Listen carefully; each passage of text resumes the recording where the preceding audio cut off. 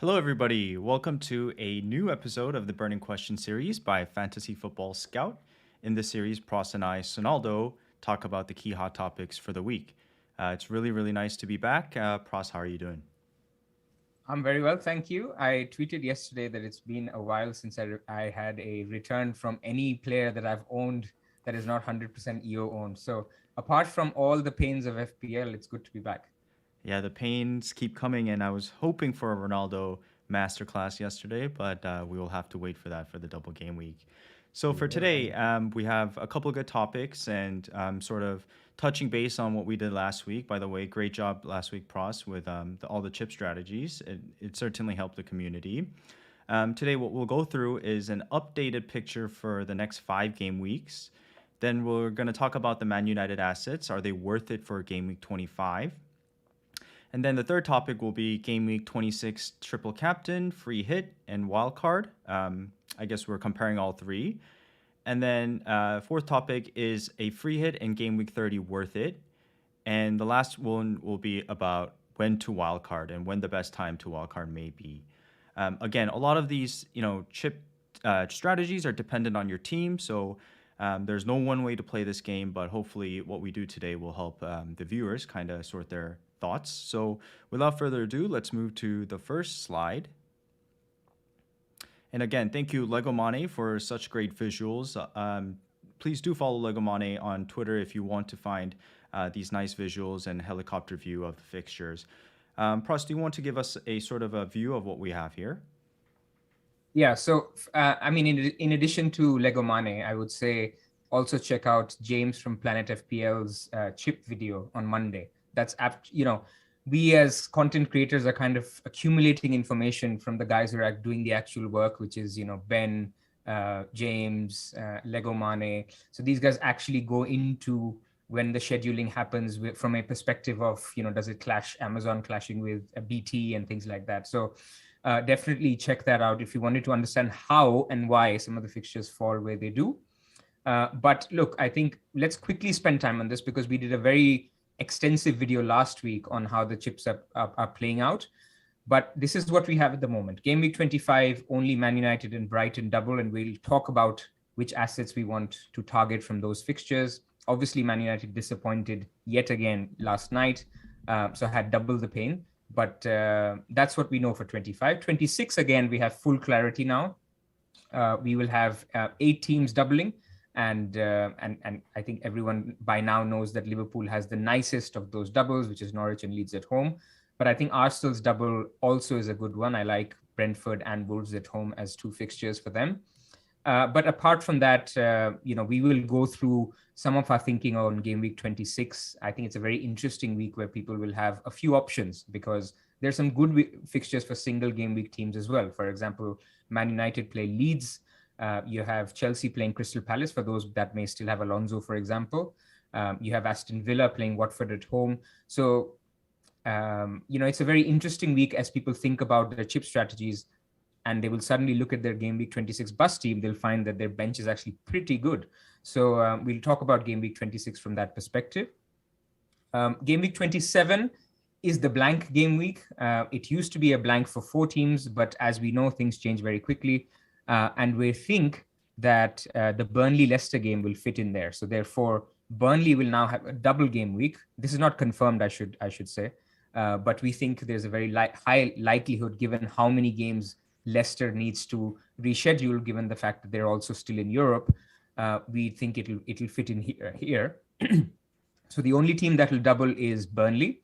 And Burnley's double will be Crystal Palace away and Leicester at home, which is an okay, but the fact that Burnley isn't a great team doesn't, it doesn't inspire people with confidence. But what is interesting is Liverpool will blank, Arsenal will blank just after their double, which I talked about in 26. So this will be an interesting free hit week or a week for people to navigate regardless, and we'll talk about that.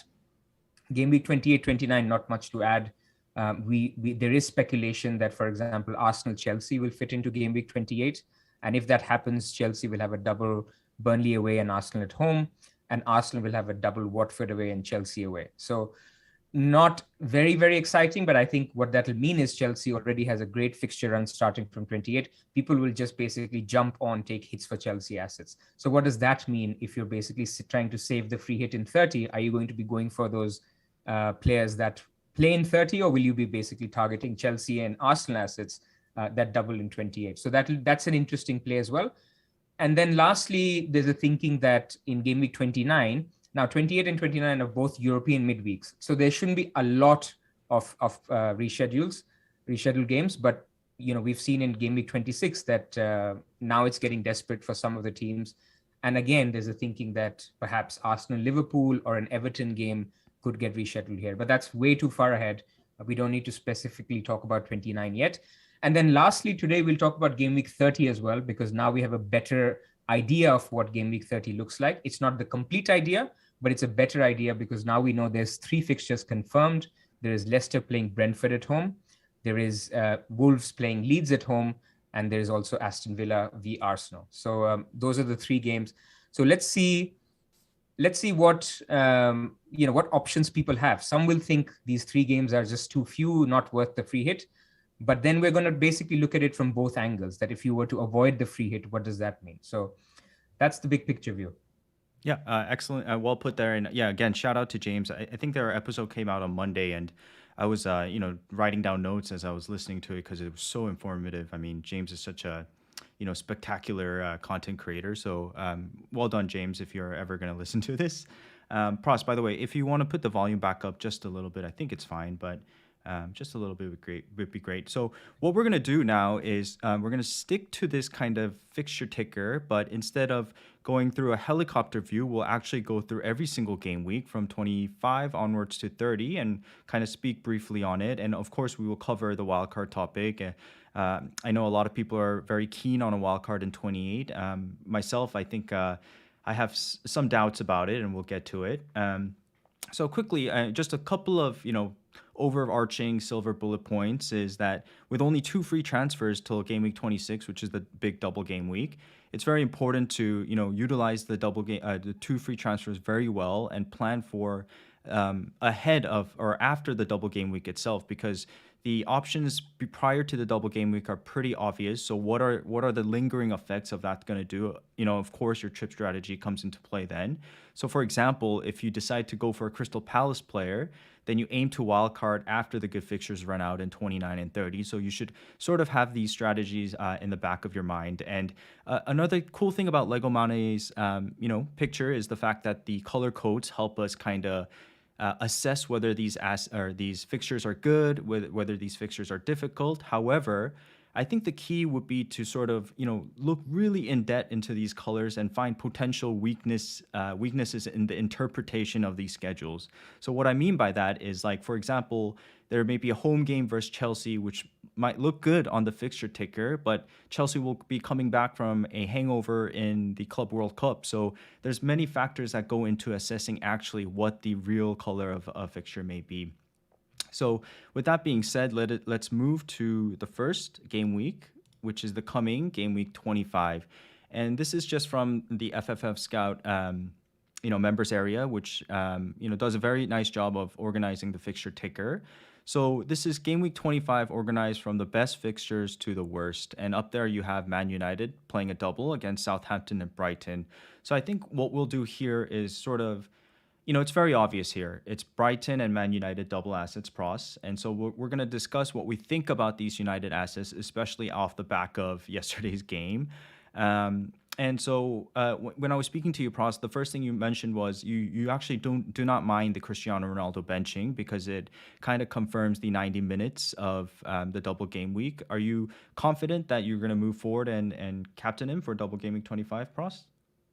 Yeah, so look, my particular situation is I don't have Bruno. And in fact, I can't get Bruno because I'm stuck with Dalot and De Gea, and I already have Ronaldo. So I was a bit nervous going into yesterday's game. Had Ronaldo played 90 minutes, I could have basically said, guaranteed he doesn't play, the next 2 in the double. But now with the benching, even though obviously we took the 1 point on the chin last night, I'm actually much more confident that he plays these 2 games and then takes the rest against Leeds, because that's just before Atletico. And we know that Ronaldo is not sitting out a Champions League game. That's just not what he will do. So if we work backwards, he plays Atletico in the midweek. The game before that is Leeds, and then you have the doubles, just before that. So my crystal ball estimate of Ronaldo's minutes is that he starts both of the next two, which is great if you have Ronaldo. Doesn't mean he's going to do well, by the way. Everyone knows United are struggling. But let's assume that we are now talking about game week 25 and you are keen to transfer in or to captain a Man United asset. So given that, I'm less nervous not having Bruno. And given the fact that Pogba is now back, now Bruno still looks very central. He was still advanced. So I want to first dispel any notions that because Pogba's in that Bruno wasn't attacking enough. I think he was fairly forward. In fact, I was looking at the heat maps for both of them. He was more forward than Pogba in the game. He had the most shots in the game. So I think Bruno is still the favorite choice.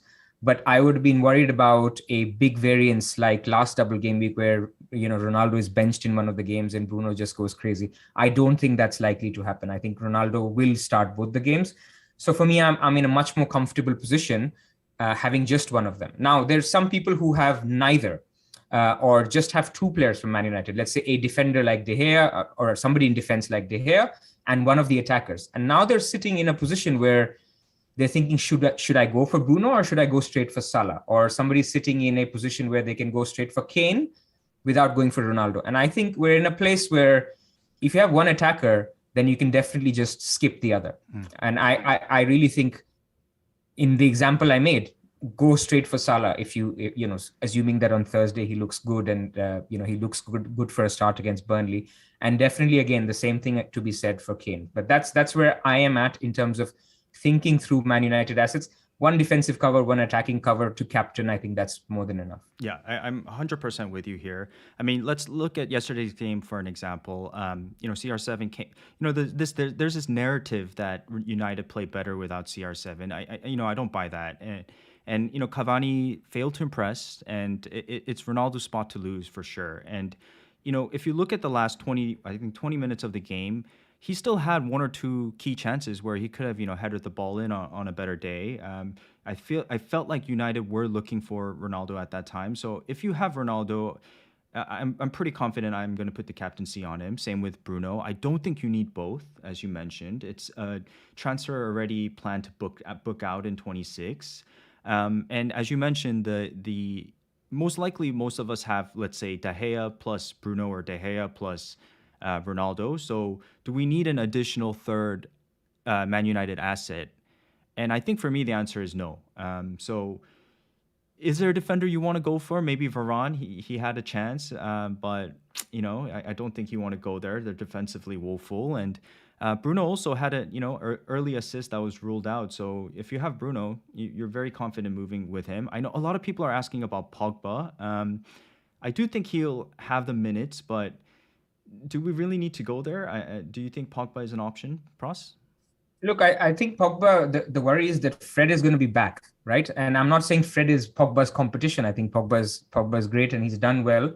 But I just feel that because we're playing Brighton and Southampton, both are very, very high energy teams, that, Bruno's not going to miss a game. I would be surprised if Bruno missed one of the games of the double. So he's starting. I think McTominay should be playing. Matic is too slow for those two teams. And so then it comes down to if Fred is back, and Fred was out yesterday due to COVID, and he just basically apparently got it a couple of days ago.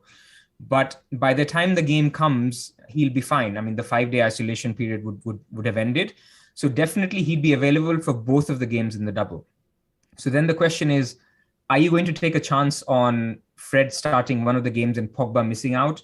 That's the only issue. If you were to tell me now that Pogba is starting both games and you can't get to Bruno because of funds or anything, I think Pogba is a fine shout. I think he should get, if I was to crystal ball it, minimum of 130 minutes, maybe 120 minutes. So he'll definitely play one game and come on the other. But you could get lucky and he could get starts in both games. So that's the thinking. The other thinking with Pogba is, again, against Leeds, I think he'll play Fred and McTominay because Leeds is the highest energy game of all, and it'll be before Atletico Madrid. So some of the more energy, so Langa, for example, I think will play against Leeds. where he'll give the game to people who are not necessarily in the first 11, but are high energy players. So for me, that Cavani fits into that category, Ilanga fits in that category, Fred fits in that category, possibly Wan-Bissaka fits in that category.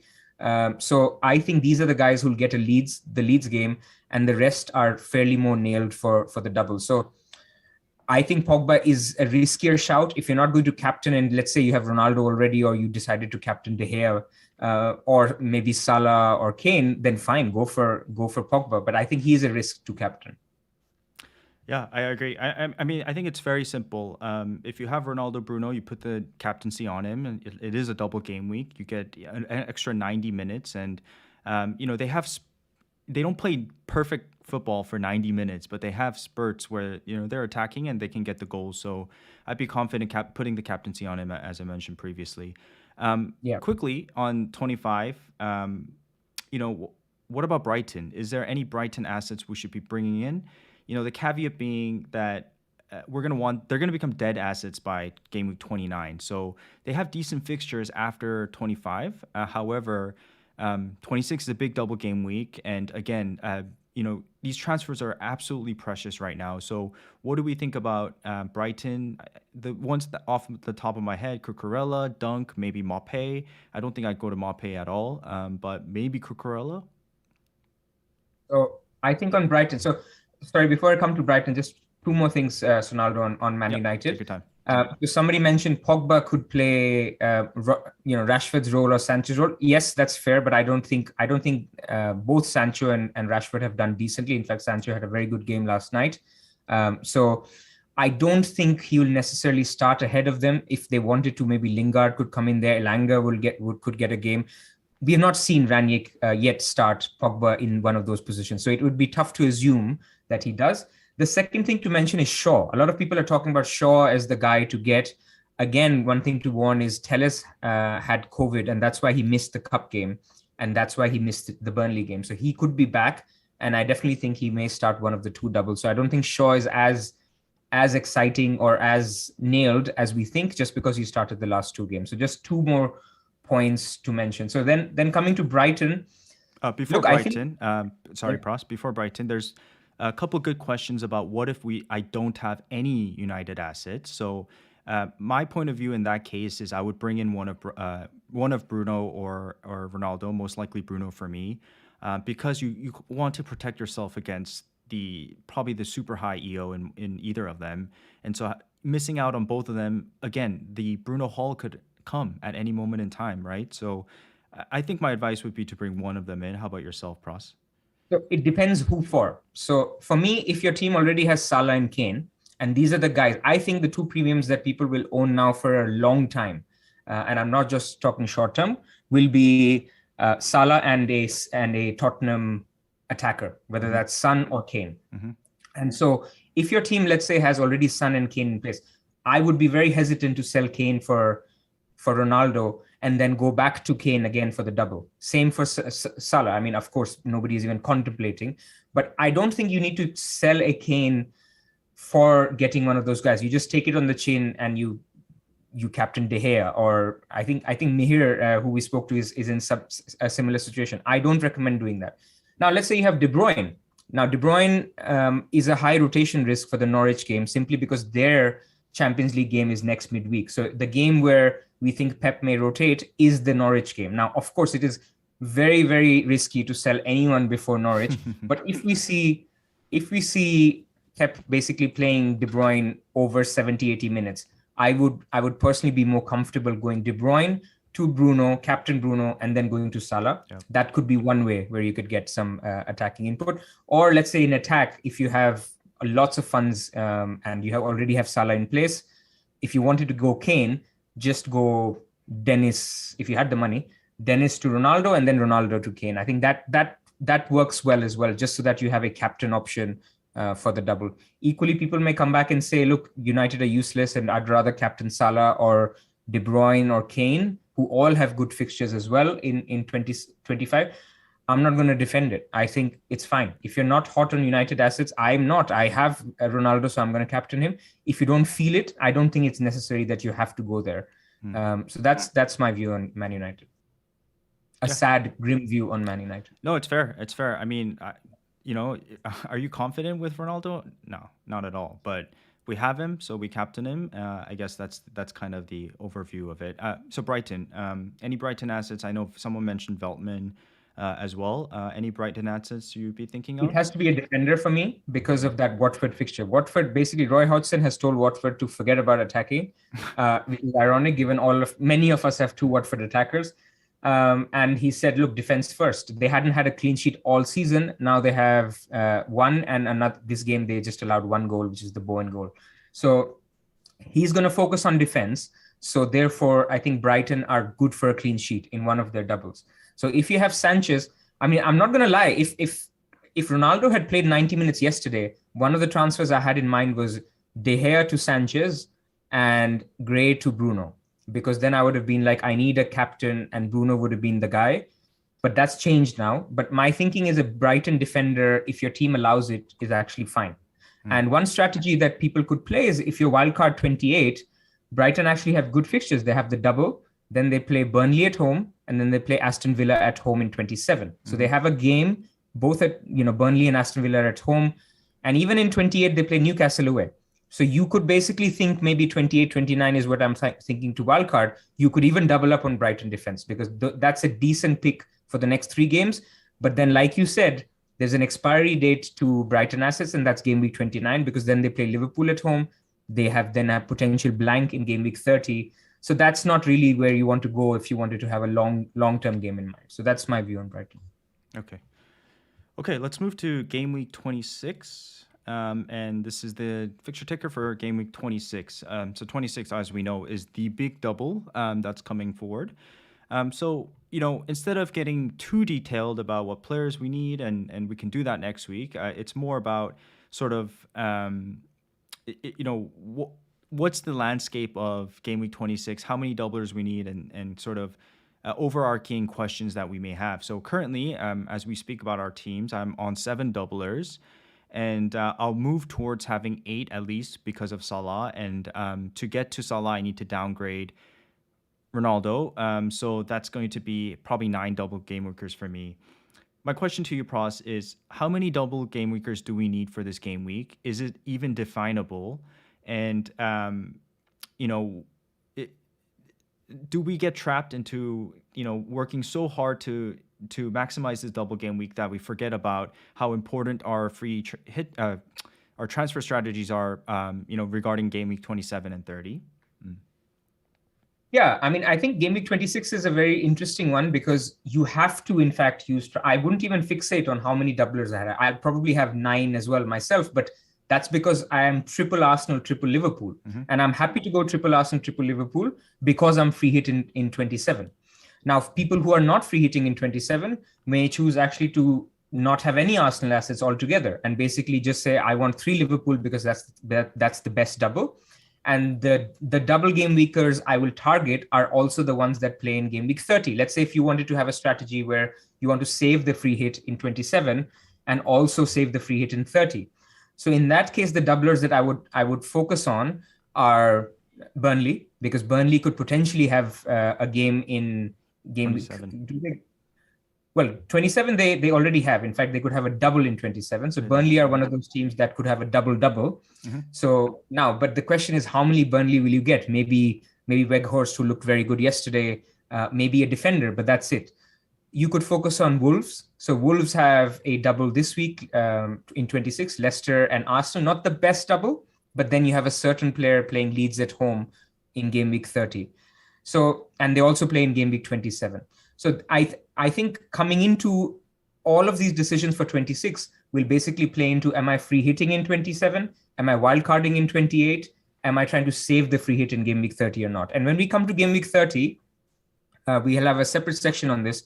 We will look at all the teams that have games in game week 30, and then we will see when is the best time to target those assets if you wanted to save your free hit in game week 30. And that's where I think Wolves, Aston Villa, even Aston Villa don't have a double in 26, but Wolves, Aston Villa are teams that you can definitely look at even now, and potentially Burnley. So those guys, the non-free hitters will target those guys.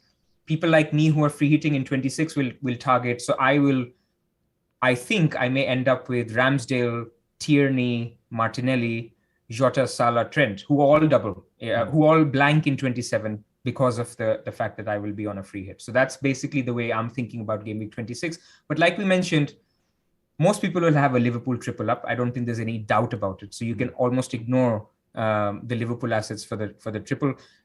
We will for the double. We'll come to triple captaincy chip or not in the next section. Most people will have, I think, a Kane or a Son, because they will have a Bruno or a Ronaldo, and they will do the straight transfer from that to Kane or to Son or to both, depending on your team. And then we're trying to see where else is value. I mean, people have Watford forwards who play Aston Villa away and Crystal Palace at home. I don't think they do anything more than 5 points. I mean, if you get one assist out of those, I'm sorry, I'm being pessimistic again, but that's more than enough. So I am actually worried that as of now, my bus team for 26, if I roll it forward without any hits, has both Dennis and King starting, and that's not great. And so people in that position, that's not ideal. So I am contemplating a move for one of them to Weghurst, even if it's for a hit. But I'll just have to see. I mean, I didn't play them. I benched them both in the last game. So again, not very exciting from that point of view. Crystal Palace have a double, which one of them is Chelsea at home. The big asset Gallagher is going to blank in against Chelsea because obviously he's from the parent club. But you could go for Edward. I think Edward is a good pick as well. And he's one of those that has good fixtures leading up. So he played Norwich this week. He plays Brentford next week. And then he plays Chelsea and Watford. And then even in 27, so those looking to save the free hit in 27, he plays Burnley at home. Him like the Brighton assets have an expiry date because he doesn't play in game week 30 as things stand, and he plays Manchester City in 29. So again, if you're getting him, you're on a wildcard 28 strategy, or you want to basically you'll have to use a transfer to moving him out in due course. So that's basically obviously we'll cover game week 26 in much more detail in terms of assets to target next week, but that's just the way from a macro perspective how I think about game week 26. Yeah, I think you summarized it very well. Definitely don't forget about the good single matchups as well with single game weeks. I know you mentioned Tierney in Arsenal, and I was speaking to Ted on Monday, and he was very keen on Tierney. He believes that the matchup is perfect for a clean sheet for him. So there's that. And, it's very interesting you just mentioned the Watford boys, because I do have both of them. And I think prior to yesterday's game, what I kept saying was, why would you move out a double game weeker when they have a double game week coming up? Why don't you prioritize that transfer elsewhere and get in another double game weeker to, couple with the two double game weekers in Dennis and King? However, they were just not attacking at all. I mean, I think I remember one movement from King where he was, bursting towards the opposition box, and I was like, oh, there's some hope here. And then he goes there's nobody to pass to, and it's just a backwards pass. So just not confident that they're going to get any attacking returns, but it's quite a dilemma because, do we actually want to transfer out a double game weeker when they have a double game weeker? So there's that. Yeah. So let's move to the game week 27. Before you do, I see some questions. So just on 26, because it's on top of people's minds. So I see Andy, I see Harry. Hello, guys. So Harry has a question. I see John as well. So lots of. I'm going to try and go through some questions that relate to 26. So, okay, Harry has a question. Are Spurs guys really good enough? It's 12 million for Kane, whatever million, 10 plus million for Son. One of the doubles is away to Man City. The other is away to Burnley in 26. And we're definitely not captaining them because we'll be captaining or triple captaining Salah. So question is, are they worth it? And what do you think? Yeah, absolutely. I think Kane is definitely worth it. I think Son is definitely worth it. I'm very surprised because we know, we're friends with Harry, and he transferred out Reguilon yesterday. I'm very interested to know why he did that, because I was thinking about bringing Reguilon in instead of Dean as well. So, basically, I think Kane is showing, the signs of his best coming back, and the Conte thing has really revamped the spirit in him as well as the team.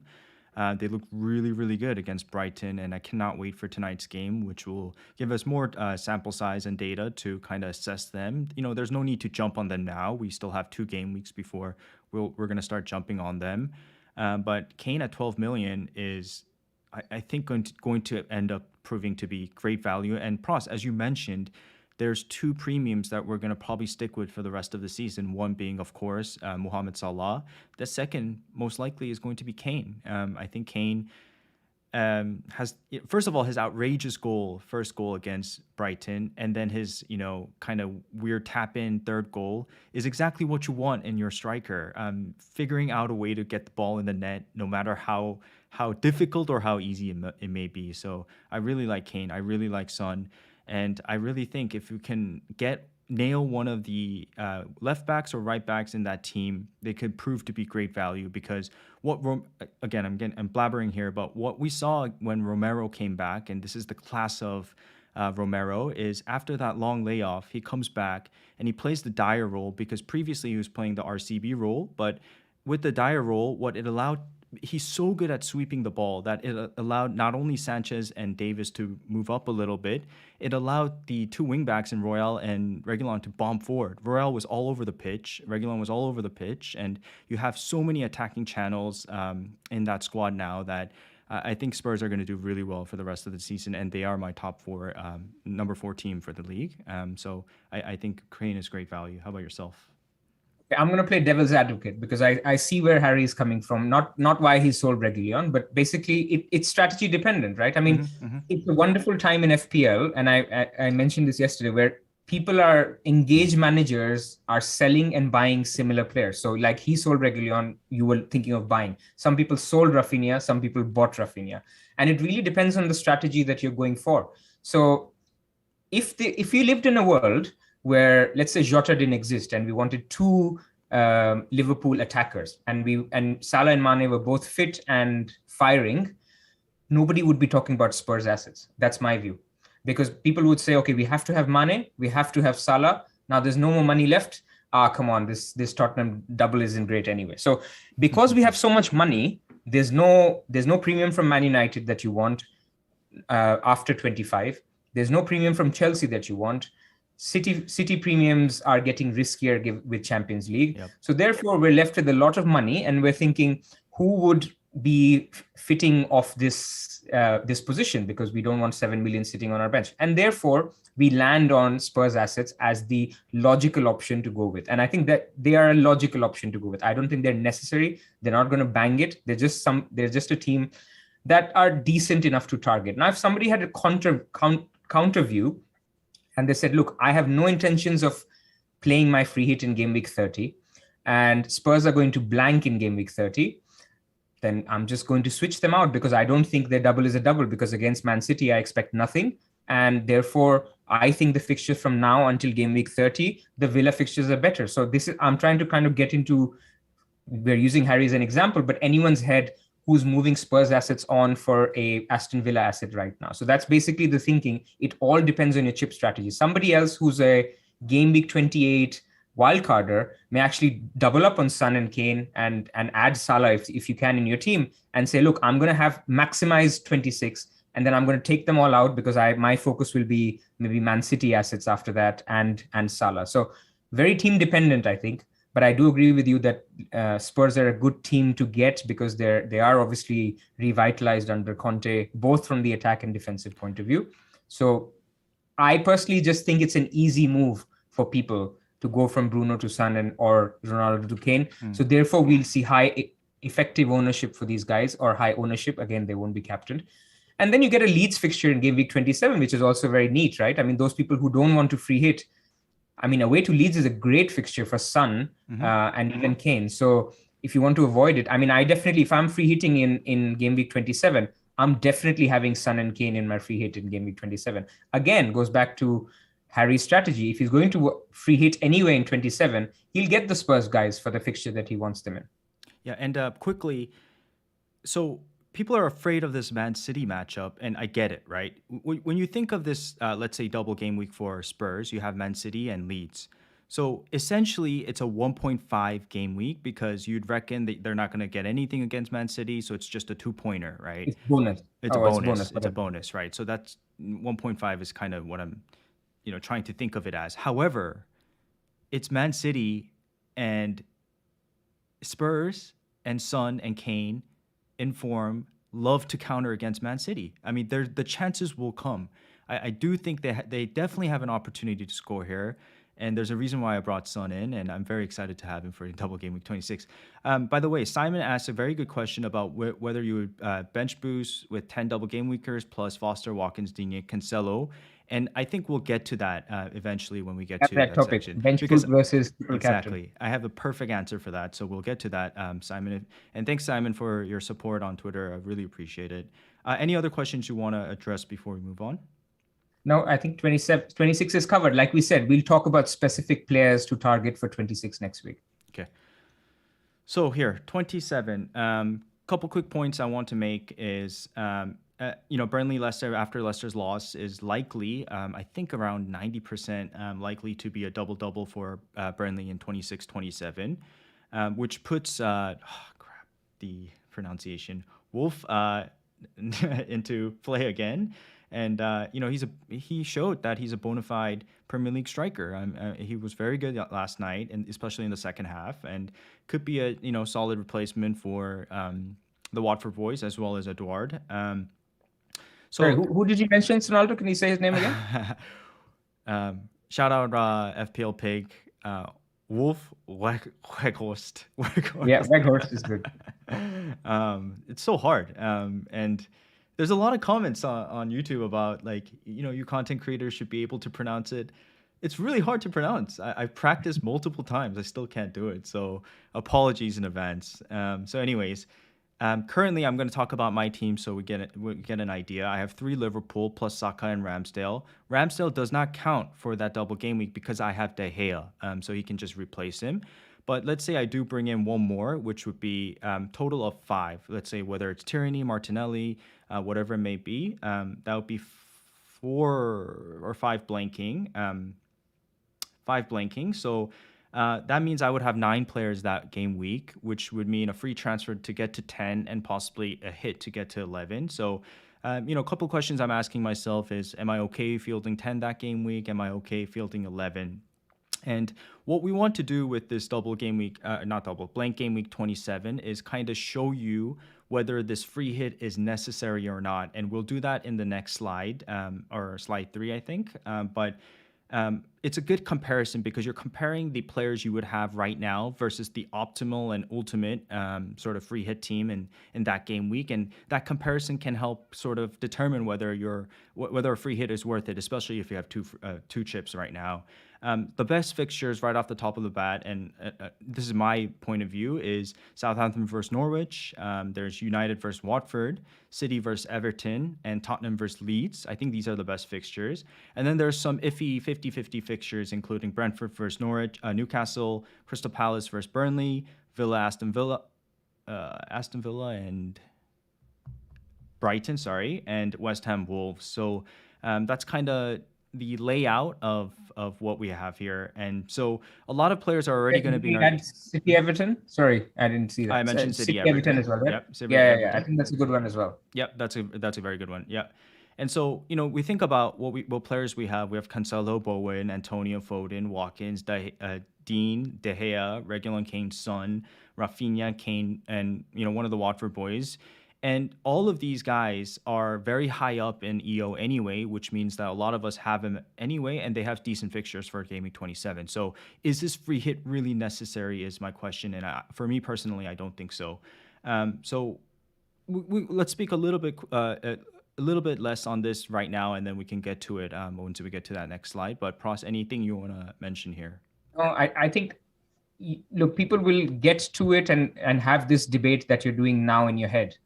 And with a few hits, any free hit can be avoided.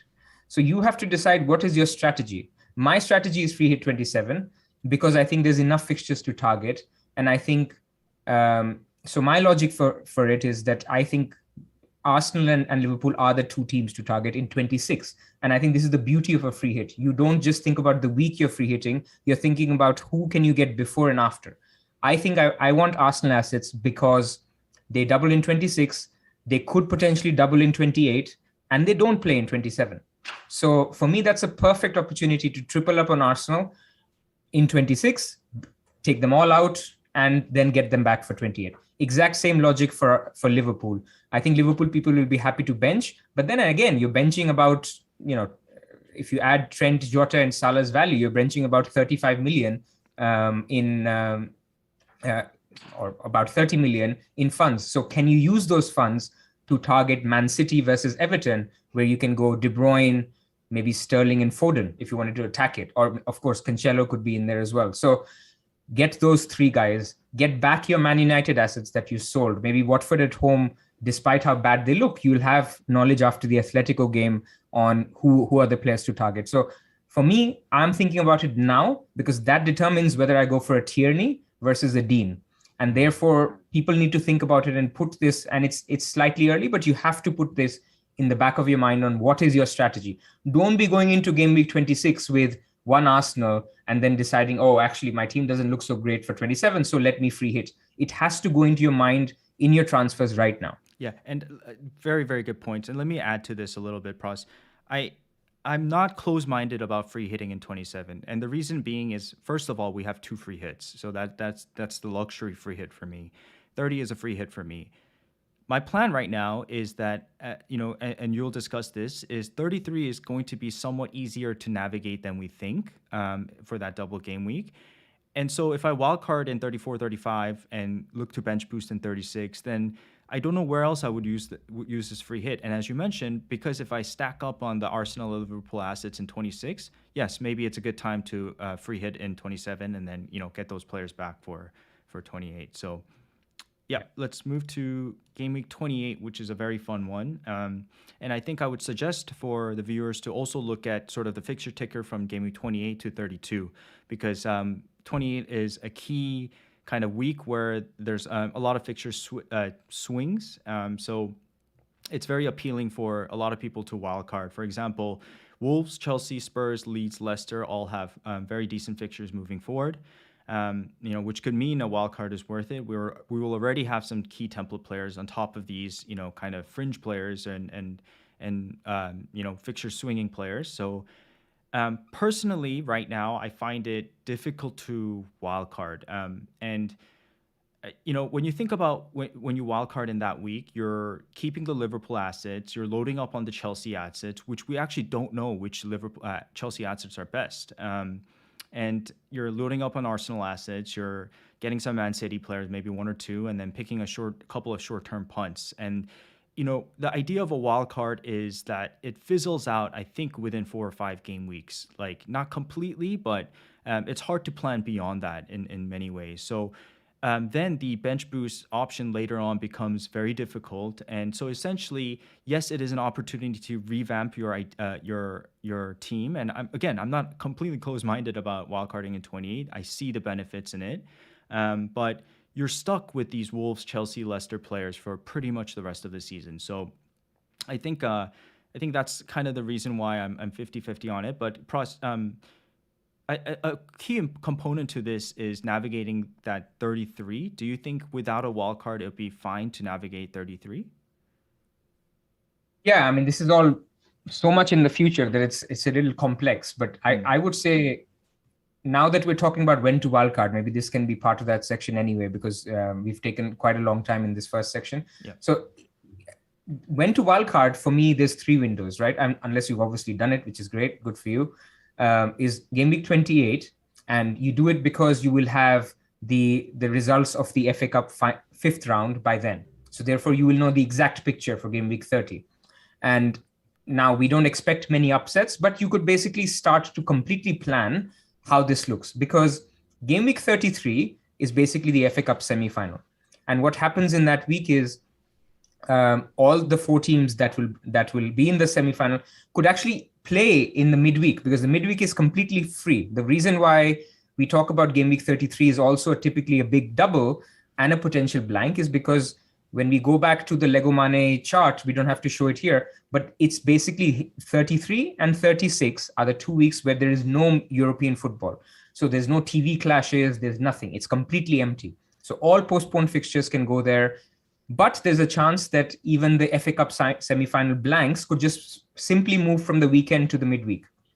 So we actually don't know yet. But what we definitely know is the teams that will reach the FA Cup semi-final cannot have a blank, cannot have a double. Either they will have a single or a blank. That's what we know. So therefore, let's think ahead. By game week 28, we know, let's say Chelsea is playing Man City, Liverpool is playing Leicester, or that's what we think will be the semi-final. No, Leicester's out. Whoever's left now. West Ham. So let's say that's the semi-final that we're expecting. So therefore, you already know that if you can take an educated guess that Chelsea may lose to City, West Ham may lose to Liverpool. Therefore, Liverpool are the team that will only have a single game week, and Man City will have, that's the way I would say you can navigate 33. And again, there's enough time between 28 and 33 to get there. So people who are looking, so there's two ways you can play 33. You wildcard in 28, and then you build towards 33, and then you bench boost in 36. 36, I don't think will be a problem at all to bench boost, because so many teams will double that 2-3 weeks before, by taking a hit or two, you can get there. I think the more ideal strategy is you wait until game week 33. So you build your team for 33, you wildcard out in 34, and then you basically wildcard to bench boost. Now, obviously, there's pros and cons to each of it. This is not the last time we will talk about 33 and 36, so I don't want to spend too much time on it. But what I'm saying is, when you're sitting after game week 27, for me, that week between game week 27 and game week 28 is the most crucial with information, because you will get full information or more information on the FA Cup. You will get full information on game week 30. So for me personally, my chip strategy is as follows. I'm going to free hit in 27.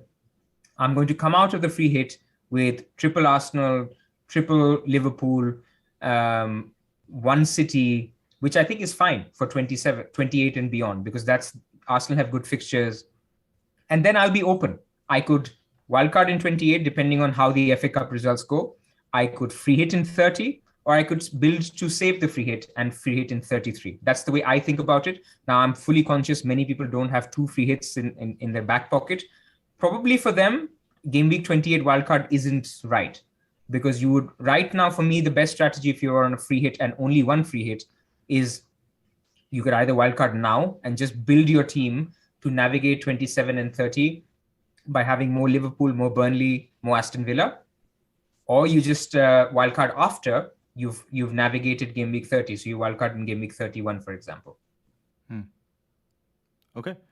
Let's go to game week 29 and 30 and move to the next one. 29, let's just look at the single game week as it is.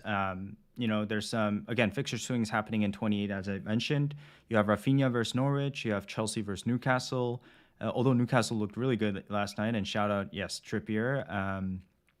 And you have Southampton versus Watford. So you have, Broja, maybe Livramento, although Watford, as you mentioned, is getting better defensively. And then, Burnley versus Brentford. So again, Wolf Weghorst, after double-double, continues to have good fixtures. So pretty good shout, I think. And then you have Cornet as well. Arsenal versus Leicester, and again, a free hit in 27 is appealing because you can continue to hold on to those Arsenal assets after they double in 26. So, looking at this fixture ticker, there's obviously some fixture swings happening that continues from 28 to 29. I think we can move to 30 quickly. Yes, so game week 30, and again, we'll go in depth about this, whether it is worth free hitting or not. I think this is the wrong picture I have. I think we can cover 30 as part of let's just whether to free hit or not. Yeah. Okay, so the next slide is game week 26. Time to triple captain Salah, or time to not triple captain Salah. And I want to bring up an excellent tweet that you put up, Pras. And so, do you want to kind of explain what you're trying to get out there with this tweet? Yeah. So it's a concept that is a little bit counterintuitive. So I just wanted to spend 5 minutes on it. Now, you could have a scenario where your expected value from the bench is, let's say, 15 points in game week 26, because people will have a good bench. And you could have a scenario where the expected value from the Salah triple captain is 14 points. So therefore, the expected value of the bench boost is higher than the expected value of the triple captain. Question, should you then triple captain or should you bench boost? And most people, or the intuitive answer is, of course, you bench boost because you get 15 points, and in triple captain, you're getting 14 points. This is what I'm trying to dispel, because what you need to actually compare is, am I going to have another opportunity to get 14 points off this triple captain in the future? You may say yes, because you think, a De Bruyne in game week 36 may be better or whatever. I don't think so. So this is why when I think about triple captain, I compare what is my expected value from the triple captain in game week 26 versus the expected value in the future. So it could be 14 versus, let's say, 10. So I'm using this 14 as the dummy example for what I expect Salah to get in this game week.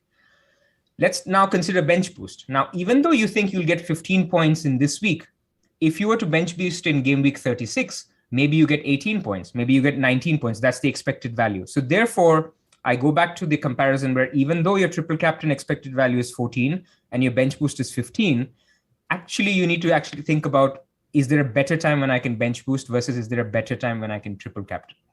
That's a simple concept that I wanted to basically say. It's much easier to speak about it than write on a tweet, but that's what I urge people to think.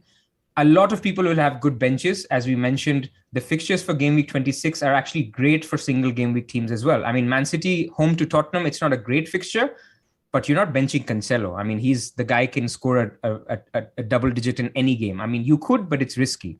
Man United are away to Leeds. Now, some people may go, as I said, Ronaldo to Kane, but maybe you have a leftover David De Gea, who is still on your bench and you're playing Ramsdale instead, as an example.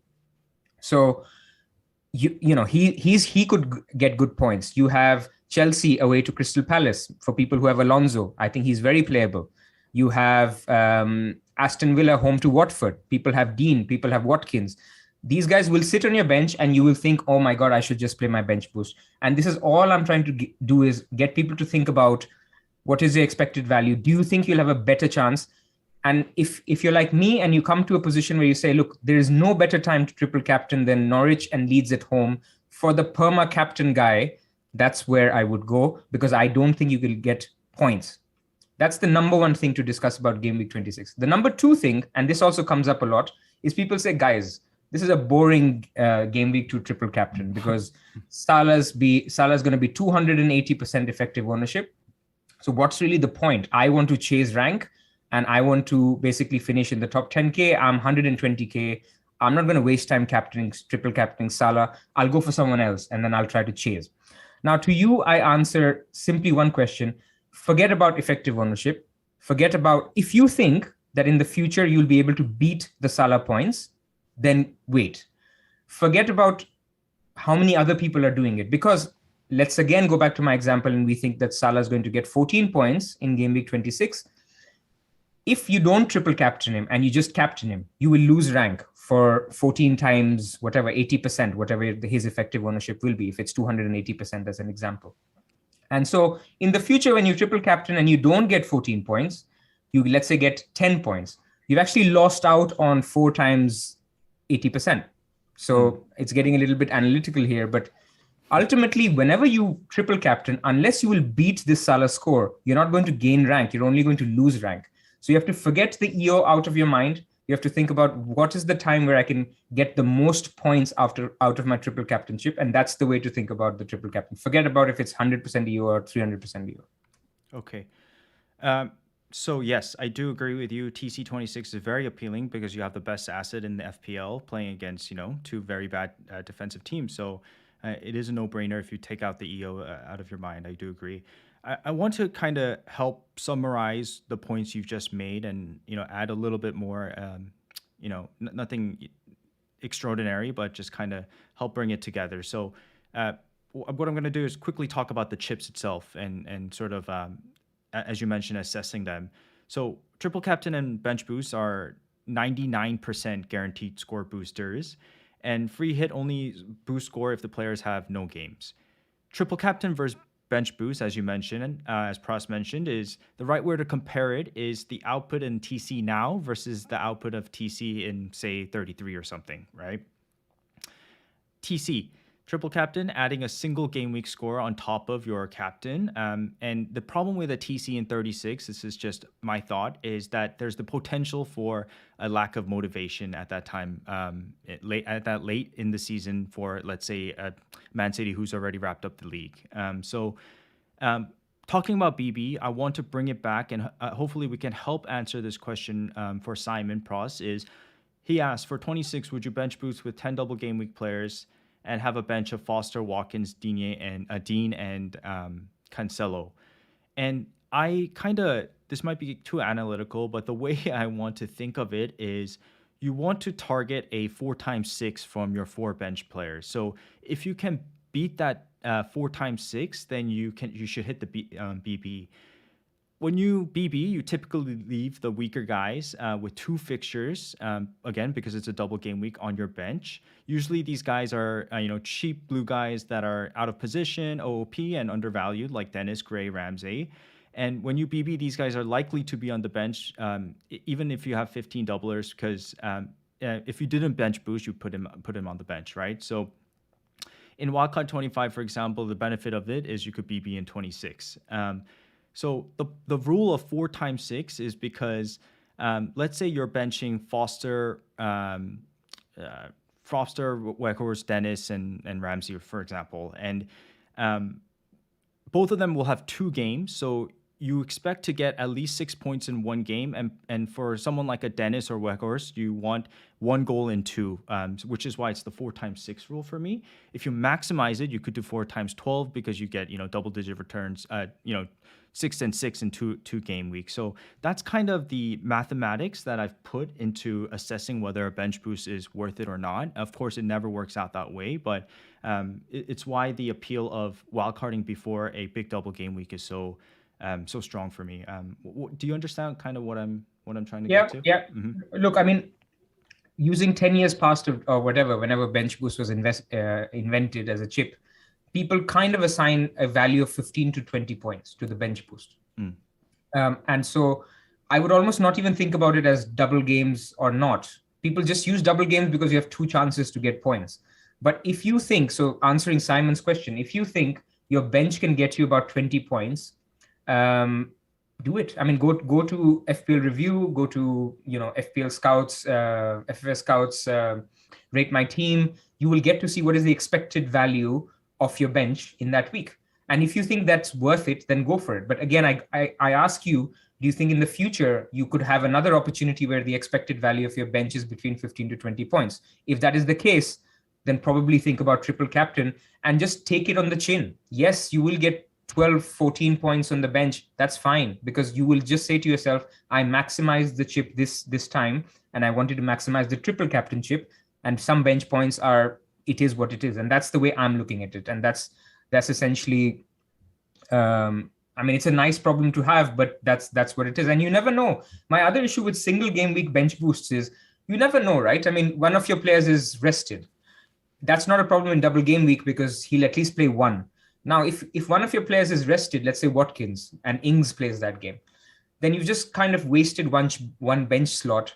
So therefore, if you have a choice, I would always pick a double game week bench than a single game week bench, despite the fixture. So it's a very personal decision. We don't want to say one is better than the other. All we want to say is think about it this way. And now there's other considerations, right? Somebody has mentioned in the chat, I see FPL A+, he's saying, what about Leicester's triple game week? Now, you have to understand Leicester's triple game week chances have reduced drastically since they're out of the FA Cup. So that's not really an option. But yeah, something could come up where, you get a triple game week and maybe that has a higher expected value than Salah, or even close to an expected value to what Salah will get. Then sure, you can save the triple captainship. Another question I see on the chat is Adam from Above Average FPL. He says, look, I'm going to triple captain Trent because it's still a great fixture. And I want to target that. That. Again, absolutely fine. All you need to do is say, you need to have conviction that Trent is going to score more points than Salah. And if you really believe that, then go for Trent. I think we're not saying one is the right answer and everybody should triple captain Salah. Yeah. By the way, shout out to FPL Teacher if he's listening, because I spoke in depth about him, about what is the ultimate maximum bench boost, and this is sort of the formula we came up with. Of course, the numbers are different according to you, But ultimately, you want a return for each from each 15 players. So you want, hopefully, you can maximize that bench boost. And also, there's this narrative that a bench boost hinders you throughout the season because you're so, planning for it and this and that. But again, the appeal of wildcarding late and bench boosting late is you don't have to have that, kind of lingering doubt in your mind, and you can really, really maximize the ultimate double game week in 36. So I think that was a good discussion here. Let's move to the next slide. We're approaching the hour mark, I guess just past the hour mark. And another very popular question is a free hit in 30 worth it? And it was very interesting when this first news came out, Pras. So many people were saying this and that, and I think I needed time to digest it. And of course, this is also very team dependent, but personally, I'm thinking that a free hit in 30 is certainly worth it, and we'll kind of discuss why. So these are the fixtures that we see here, and then what we're going to show you is sort of a template free hit team that Pras made for game week 30. And then also I have the ownership in the top 10K currently, because using that we can see that we already have a lot of the popular players that would be ideally inside this free hit team. And just because you see an optimal free hit team in 30 does not mean it'll outpoint your current team as well. So a lot of food for thought, but we have 3 fixtures confirmed for this game week. Do you want to speak on the game week real quick? Yeah. So the idea here is that one of the reasons people say free hit in 30 or free hit in any week is better than going for booking your transfers to get game week 30, because every season we have this game week, whether it's 29 or 30, where you play the quarterfinals, and it's a terrible week. And this game week 30 is looking similar, right? Because ultimately the best teams that you target for FPL assets are the ones that reach the quarterfinals. So now the question is, there's 2 ways to play it. Of course, you free hit, even if they're rubbish players, you get it out. And the rationale being that you don't need to book your transfers to get the game week 30 players. So what I like to do usually is, sitting here now, 6 game weeks from game week 30, I try to look at what is the path that I can follow if I was to target a team and avoid this free hit in game week 30. So here on the ticker, we have 6 teams that we know for sure are playing. Now, I think it should be said that Southampton are playing West Ham. And if Southampton lose to West Ham, which is the bookies' odds, then you will have a 4th fixture, which is Burnley versus Southampton. So that would be the 4th. I didn't add it here because we don't know yet whether that happens. If Southampton win, I think then there's no other fixture. Of course, there could be upsets. Spurs could lose, and then they could have a nice game in 30. But again, we're going with what is expected, and we don't expect any. The bookies don't expect any, any upsets. But we saw with Leicester that it can happen. So with Leeds, I think the thing is they have a double in 26, but then their fixtures around them aren't the best. So I guess they're okay. 27. Let's say if you're free hitting in 27, then I think Rafinha is a good option because you get his double. It's not the best double. It's Man United home, Liverpool away. But look, Leeds are an attacking side. I'd expect Rafinha to get 1 attacking return at least in those 2 games. So you get Rafinha in for 26. 27, let's say you free hit, or even if you're not, home to Spurs is not the worst fixture. Then you have Leicester, which is a great fixture. You have Norwich, and then you get the game in 30 against Wolves. So we're talking about these 6 teams. Who are the players to target? I think Rafinha or no one. From Leeds, you're not going to target a defender necessarily, but that's one option. So if you were to if you're building up to a team in game week 30, then probably get Rafinha for the double, and then you get to get his good run for 28-29. Aston Villa, perfect team to target now. And anyone who's transferring in Dean, Watkins, and we are going back to why Harry did the Reguilon to Dean transfer. It was because they have a great run up to game week 30. So they're actually a team to target if you're trying to save free hit 30.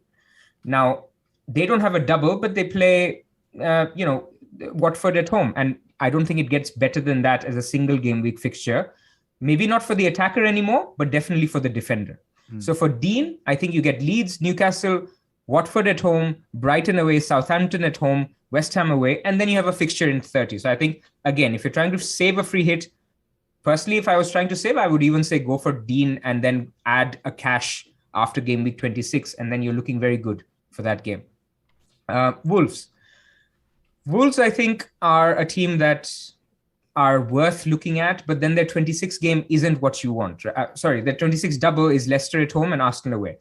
So I think after Tottenham, you could also target something like a Nouri, and then you get the double. Then they play West Ham. You could potentially even bench Nouri there. Crystal Palace, Everton, and Leeds. So I think, again, from Wolves, a team to target for the double, you get more of their players ahead of 26, and then you ride them out till 30.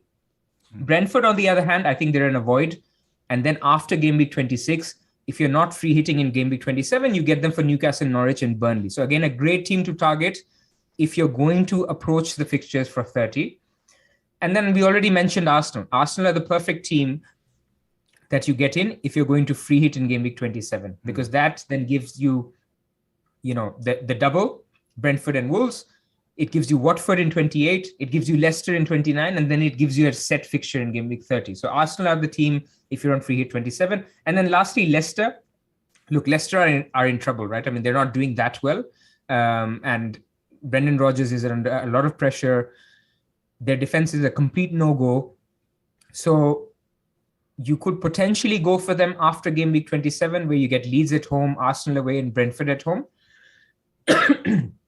But who are you going to get? And it's probably only Maddison, maybe if Vardy is free. So the idea of this slide is to show people when they can target players.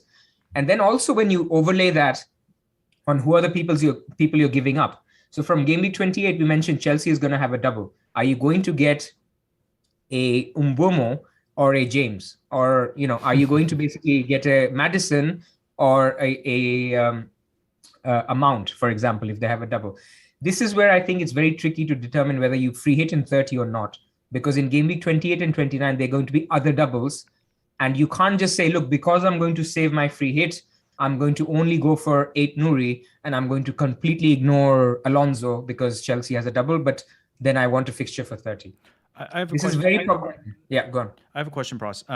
So, for example, you just mentioned the Arsenal assets of you can double them, triple up on them, and double in 26. Use a free hit in 27 to avoid it, and then you have good fixture 28, 29, and you'll have them in 30. However, what if you decide to free hit in 27 and 30? In this particular case, you still go with that, right? You still go with the Arsenal assets, even if you have them without a free hit, right?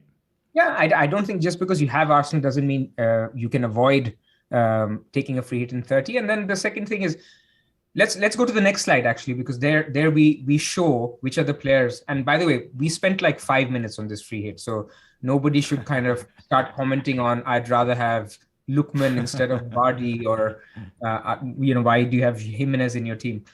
It's basically to give people a sense of what are you targeting against. So if people are going to free hit, I think they'll definitely have Dean and Cash, because against Arsenal, attackers are not, I don't think attackers will be top of the menu from Aston Villa. From Leeds, as we mentioned, there's Rafinha. I've got Ayling there, but he's going to sit on the bench. From Wolves, I think definitely you'll get a Wolves defender, possibly a double up, because what you're saying is Wolves are going to play Leeds at home. I don't think that's a great defensive game, but look, Wolves have been very good, solid defensively, so it's worth doubling up. I mean, who else are you going to get for a keeper? You have a couple of or 3 Arsenal assets. Again, it's very hard to, one of the things that's actually come out of this game week 30 is all the games are hard to call. Yep. I cannot call Leeds Wolves. I can't call Aston Villa Arsenal. I can't call Leicester Brentford. I mean, you could argue Leicester should get there, but given Leicester's problems, you just don't know. And so therefore, if the games are hard to call, the free hit is very hard to make, because you're going to basically have to have either attackers from both teams. So for example, in Leicester Brentford, you have Tony, Mbomo, Maddison, and Vardy. Possibly, because both teams are not good at defending and you expect like a 2-2. But then against Wolves and Leeds, I don't know. It can't be a 0-0 because Leeds aren't great. But then it can't be a big victory to Leeds because Wolves are great defensively. I don't know how to call that. So basically in the free hit, probably people will have Rafinha and a Wolves defender and just have them play against each other. Similarly, you'll have 2 Arsenal attackers and 2 Aston Villa defenders. So I think there is an argument that the upside is massively capped if you free hit in game week 30. But then I asked the people who are building up to game week 30, can you get to about 5 or 6 of these players, and the rest can be maybe Weghorst if he gets a game, or Broha if he gets a game against Burnley, and then you should be okay. And you lose out to maybe you'll put out about 7 players, and the rest 4 are not going to be much upside anyway. We're not taking a position now on whether you free hit or not. It's just something for people to determine on how they're thinking about it. And last but not least, the point that I keep bringing is, are you going to be wasting your transfers buying, let's look at this team. Are you going to be wasting your transfers buying a Madison versus a Cash, or are you going to be getting James and Mount for their double? That's basically what I wanted to say here. Yeah, I think you put it perfectly. And again, this is another situation where you're not comparing the upside to, different free hit. You're comparing your free hit compared to the 7 you mentioned, because the 7 might get, let's say, 2 points each, 14 points, versus 11 players get 2 for 8 more. So you have to compare the upside in that aspect, if you know what I mean. So before we move on, by the way, quick shout out to Sandeep, Shani Rasul for those kind words. Zodiac, I see you as well. But we saw the free hit team, and this is the current EO ownership. Of course, this will change by the landscape in 28. But the point I was going to make is that you're always comparing the players before and after at that time. So players we will likely own, as you mentioned, Digne, Coutinho, Watkins, Ramsdale, Tierney, ESR, Saka, Wolves defender, Madison. And the fact that it's difficult to predict is definitely a factor on trying not to free hit in that game week. But I think we've covered it well. We'll get back to it by the time Game Week 30 comes around. So have a better picture of. Ooh. Yeah, people will be sick of hearing about chip strategies, blanks, doubles by the time we, in 3 or 4 videos. So of course, we'll talk about all of this in more detail as we get there. But the idea why we keep talking about future game weeks 5-6 weeks from now is because every transfer you make is important, and it goes into what your strategy is. Yes. Okay, slide 4. I think we can briefly talk about this, is when to wildcard. I think the key decisions right now are wildcard 28, maybe 31, 32, and then 34, 35. And the reason for 31 and 34 is the doubles in 33 and 36, most likely, right? And 28 is because of the fixture swing. And, what we have here is the fixtures from 28 to 32. And as we mentioned previously, a swing in Chelsea, Leeds, Wolves, Arsenal, and Norwich, to say a few. But Chelsea, I think, is very appealing to a lot of people. But my question to you again is, like, do you actually know which Chelsea assets to go for? And right now, I'm unsure. So 28 is very far out, but to be honest, I am thinking of keeping James.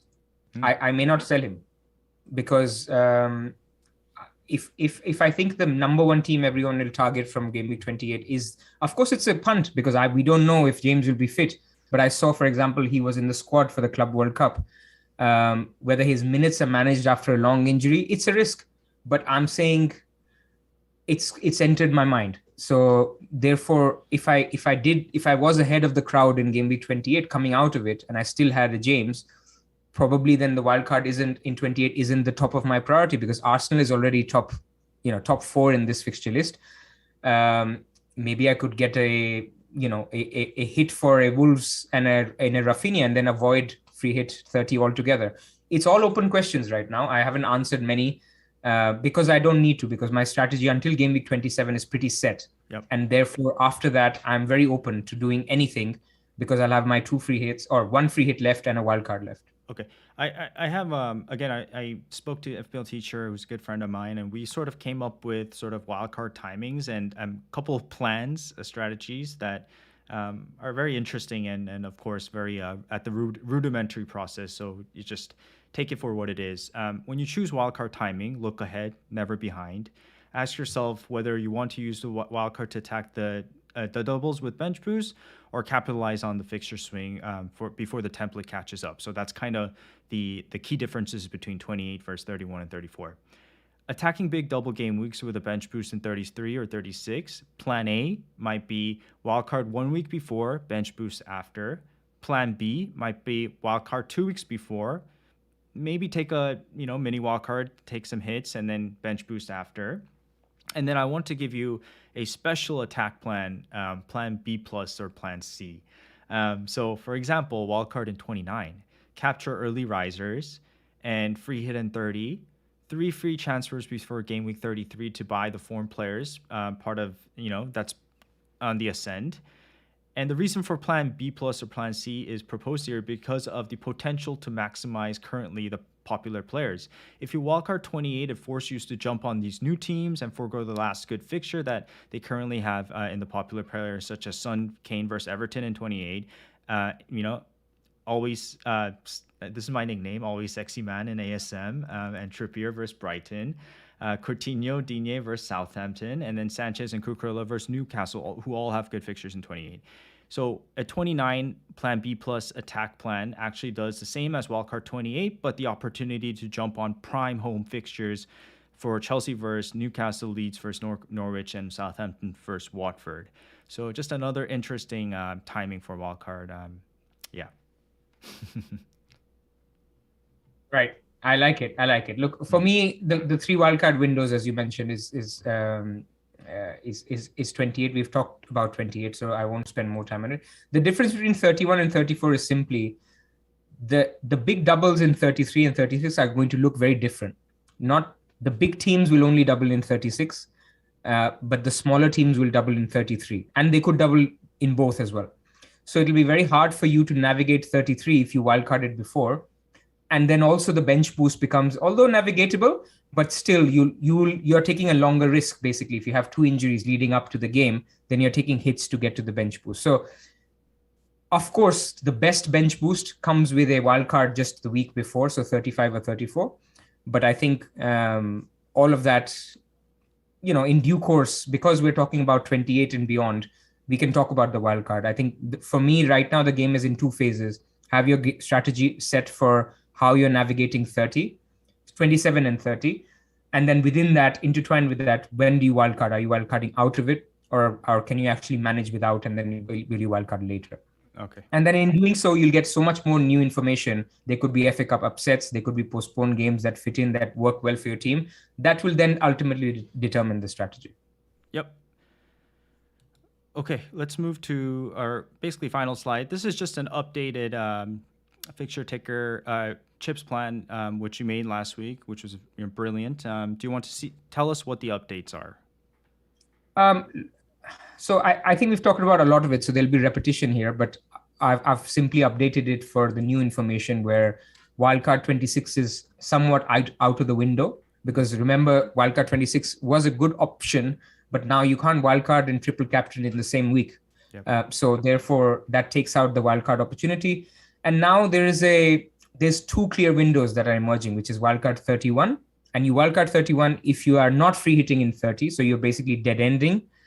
Or you wildcard 34, which is after game week 33. So you almost dead end to the game week 33 double or blank.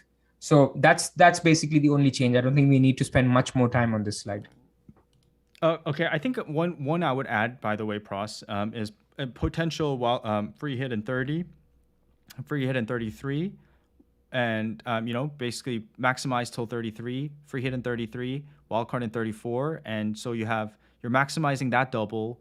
You're having a wild card and you're maximizing your bench boost in 36 as well. I'm not sure if you included that, but yeah, potentially.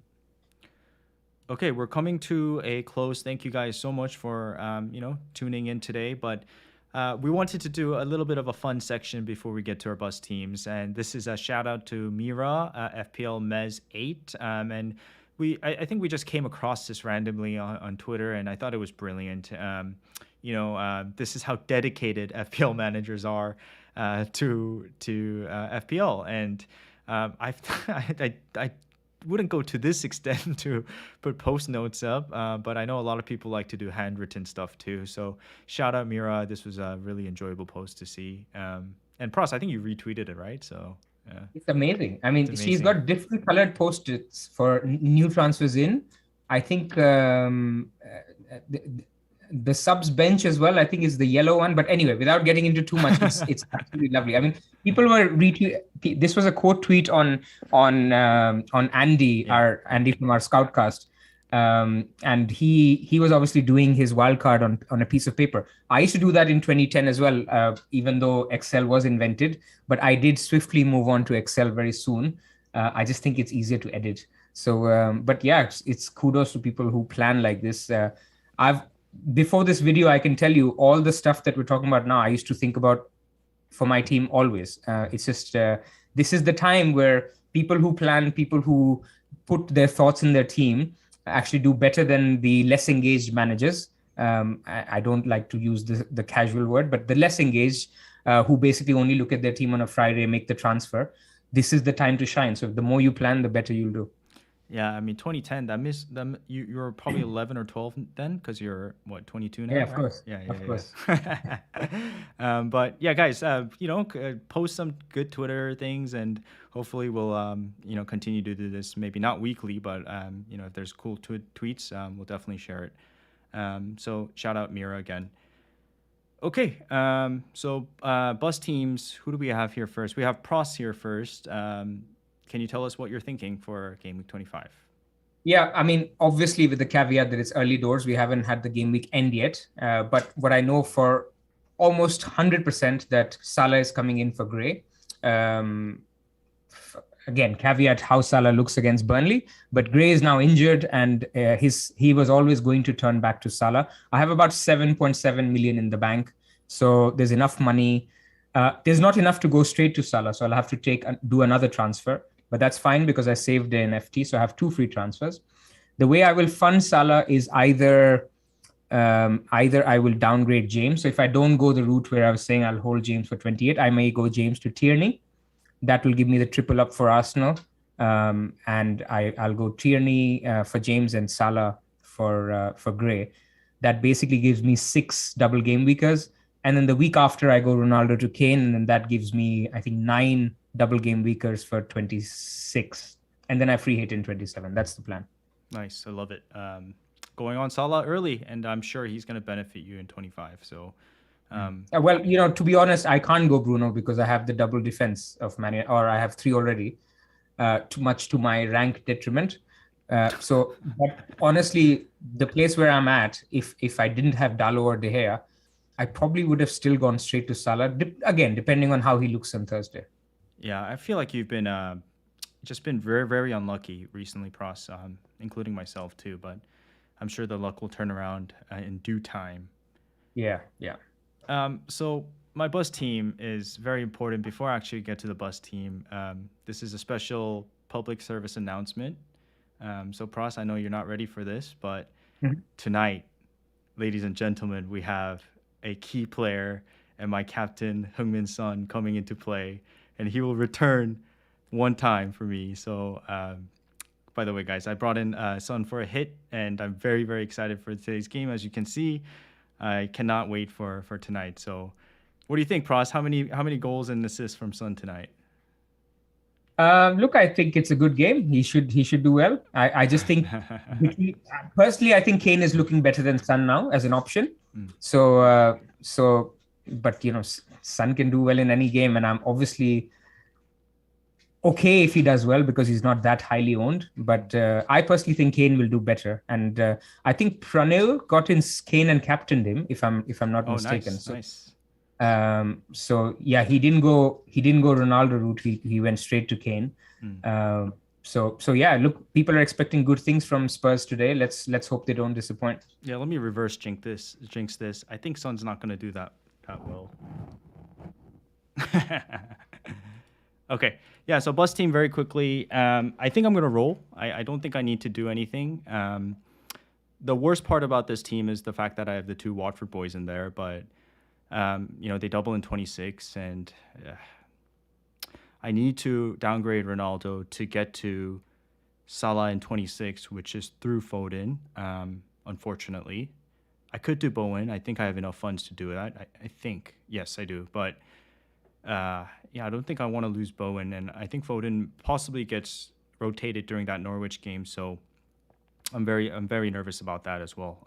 My team is not looking that great for next game week, but I do not want to bring another United asset, nor do I want to bring a Brighton asset, because that's an automatic -4 for me the next game week. And I'd rather attack double game week 26 by bringing in downgrading Ronaldo to a doubler, upgrading Foden to Salah, and possibly taking a hit on Tyranny, for example. So that's where I'm thinking right now. Right, right. No, makes sense. I mean, I think saving any week if you can is fine. I don't love your Watford double, unfortunately, Yeah, but same. it is what it is. If I would be tempted, if I don't know how your fund situation looks, but too tempted to go for one of them to Edward or Weghorst, but then you'll have to pronounce Weghorst every week. So it really depends. Yeah, I think it was Zodiac or somebody in the chat said something hilarious about because my pronunciation's so bad, I'm required to bring him in now and practice pronouncing him or something. So yeah, I'll do that, guys. Thank you so much again for joining. I always love these burning question series. It's nice to interact with everybody as well as your amazing insight, Pros. So shout out to you. And Yours too, man.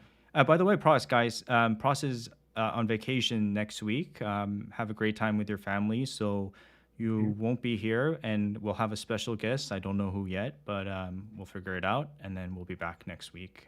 So please say goodbye for 2 weeks, Pros, and then let's end it. Goodbye. Thank you.